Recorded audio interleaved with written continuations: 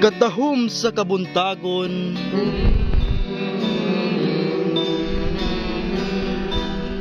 kami magtugaw karon.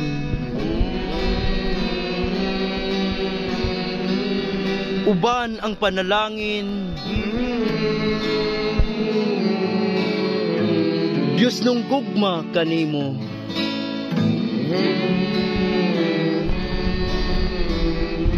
Sa adlaw mong natawhan September 8, kabulakan ming buklad.